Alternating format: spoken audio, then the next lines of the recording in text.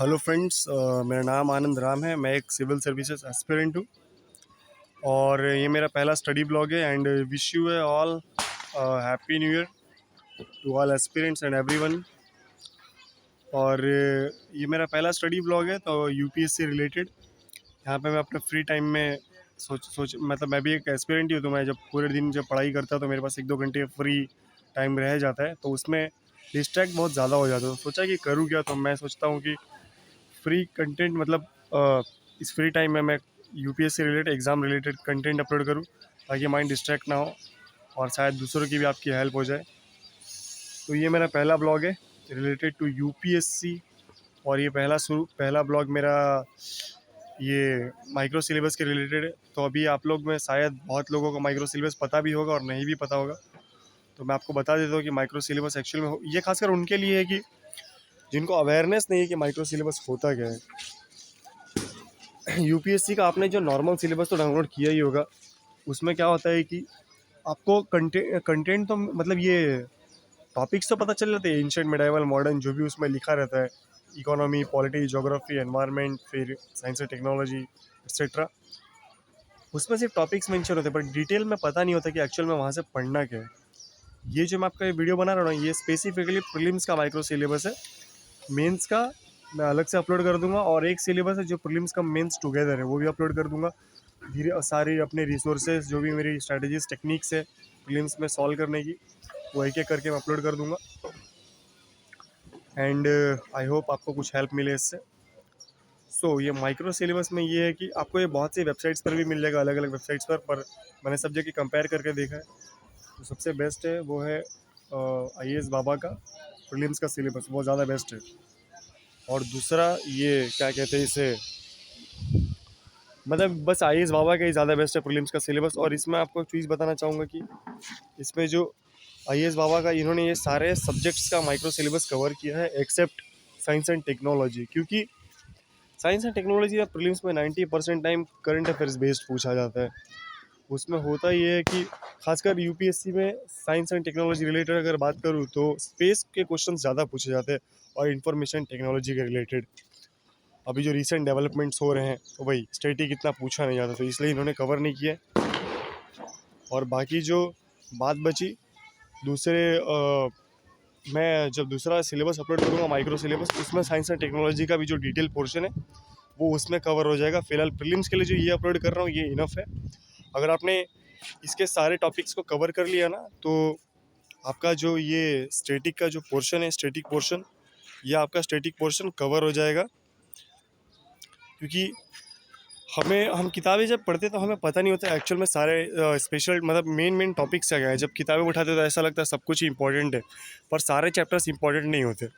Like Laxmikant जब मैं पढ़ता तो उसमें सारे आर्टिकल्स इंपॉर्टेंट नहीं है, कुछ कुछ रिलेवेंट आर्टिकल्स है, बाकी मोस्ट ऑफ द चीज़ें तो हर बुक में थोड़ा बहुत ही रिलेवेंट कंटेंट रहता ही है। तो ये स्टैटिक से हमें ये पता चलता है कि एक्चुअल में रिलेवेंट चीज़ क्या है, और इससे हमें सोर्सेस में भी कन्फ्यूजन नहीं होती है।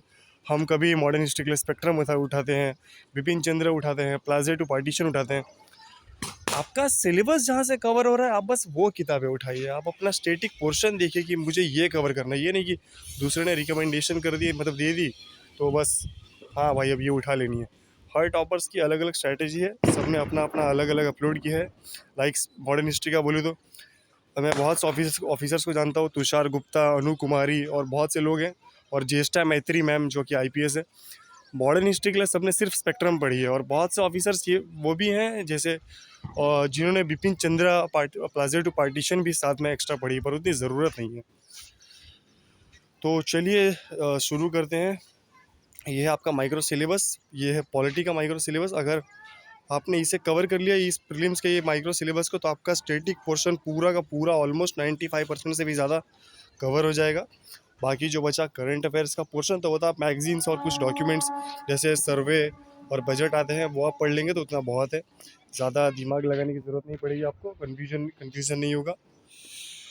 और फिर चलिए स्क्रॉल करते रहता हूँ, आप देखते रहिए। आप चाहे तो इसे, ये बस मैंने अवेयरनेस के लिए वीडियो अपलोड किया है, वैसे ये तो आपको गूगल पे इसका PDF मिल ही जाएगा।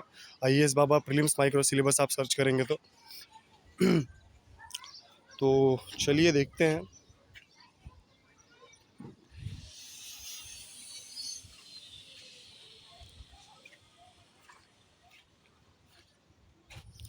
ये है आपका ज्योग्राफी का सिलेबस।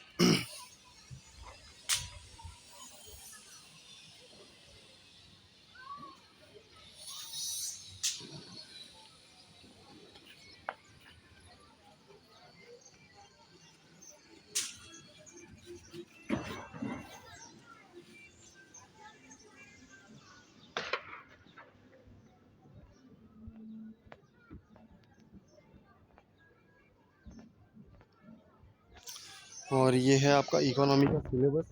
यहाँ पे जैसा कि आप देख सकते हैं, यहाँ पे मैक्रो सिलेबस, माइक्रो इकोनॉमिक्स तो दिया ही नहीं है। माइक्रो इकोनॉमिक्स वैसे भी इतना इंपॉर्टेंट टॉपिक नहीं है, हर साल इसमें से क्वेश्चंस नहीं आते। माइक्रो सिलेबस का जो टॉपिक है ना, वो आप मृणाल के चैनल पर जाएंगे, मृणाल सर के चैनल पर यूट्यूब पर जो है, उसमें उन्होंने माइक्रो इकोनॉमिक्स के रिलेटेड शायद 2 या 3 वीडियोस अपलोड किए हैं। आप उतना देख लेंगे तो बहुत इनफ है। और इसकी माइक्रो इकोनॉमिक्स की एनसीईआरटी भी आती है, जो कि बहुत लोग तो स्किप ही कर देते हैं, पर फिर भी चांस क्यों लेना। आप चाहे तो पढ़ लीजिए, ज़्यादा मोटी किताब नहीं आती, हार्डली 90 या 95 पेजेस की है। या मृणाल सर के आप वीडियोस भी देख लेंगे तो इतने बहुत है माइक्रो इकोनॉमिक्स के लिए।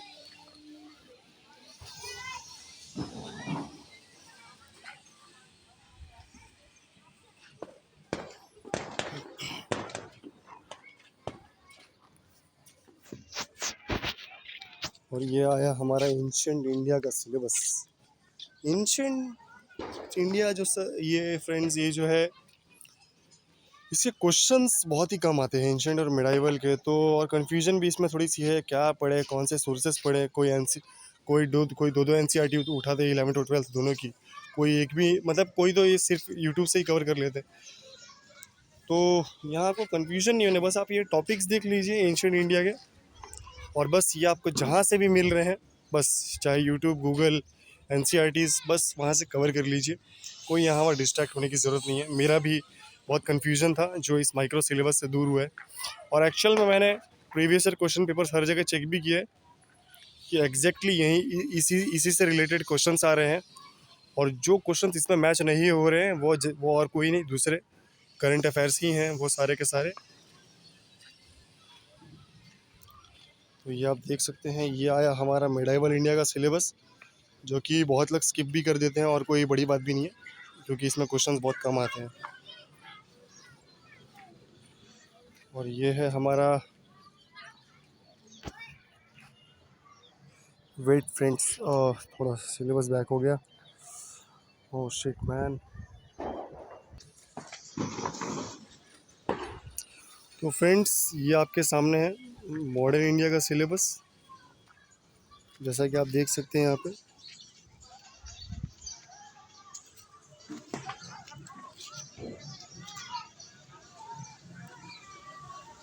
आप इसे गूगल पर से डाउनलोड कर लीजिएगा, एक बार वापस कह रहा हूँ, ये आपको मिल जाएगा पीडीएफ गूगल पर।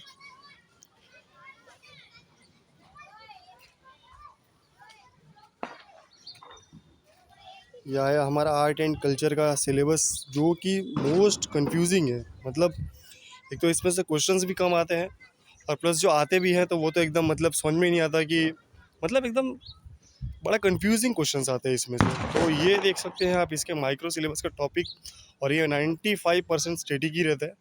हार्डली मेरे ख्याल से कभी इसमें करंट अफेयर क्वेश्चंस आए होंगे। लाइक कभी लाइक कह सकते हैं कि एलिफेंटा केव में, एलोरा केव में कहीं सोने 10,000 किलो सोना मिल गया, समथिंग ऐसा कुछ, तो शायद वो करंट अफेयर्स में आ जाए, या कोई प्राचीन चीज़ मिल गई वहाँ से।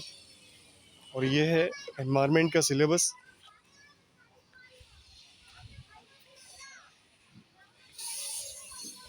बढ़िया।